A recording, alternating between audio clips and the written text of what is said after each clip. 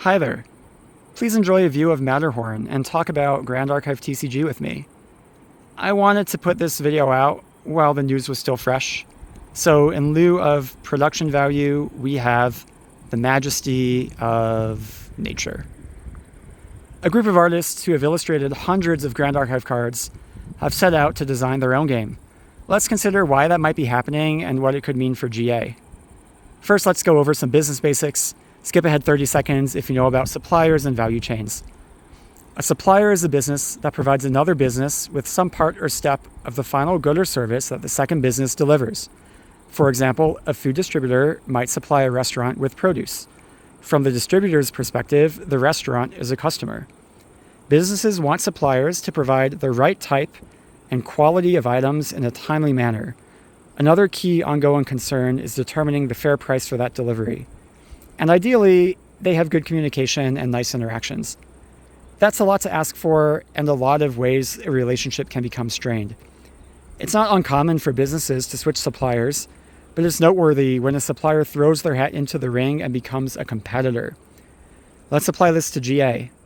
The bottom of every Grand Archive card lists the artist and/or studio that illustrated it. Those artists are suppliers for Grand Archive. They're independent businesses or individuals who contribute one vital piece of the game. And a few of them just decided to make their own TCG. Called Echoes of Astra, it's listed on Kickstarter but not yet launched. It describes itself as an anime TCG that, quote, combines tactical board game elements with beautiful art from anime artists around the globe. High quality cards, collectability, and balanced gameplay stand at the core of our design philosophy, end quote.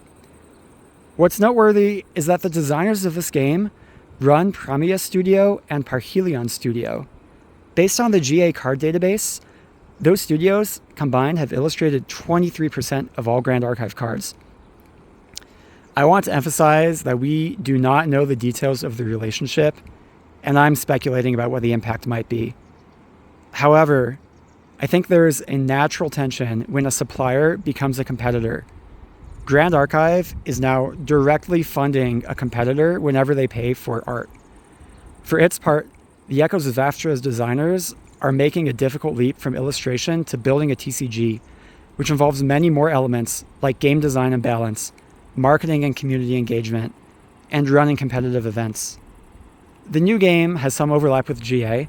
You can definitely sense some similar elements in the card art, and it lists the anime style and collectability as selling points. The setting is more gritty and modern, but that alone probably won't be enough to ease the uncomfortable overlap. I have no idea what GA and the Echo of Astra teams have discussed about their relationship, and in the short term, nothing might change. However, I would not at all be surprised to see some new GA artists pop up in upcoming sets, and maybe a subtle shift in art direction in the next year or so, especially if Echoes of Astra gains traction. More options are great for us consumers, but I do hope GA can retain its amazing art style that we've come to love. Thank you to the Discord user who shared this news tip. If you have a guess about what this news means for the games, please weigh in on the comments. See you next time.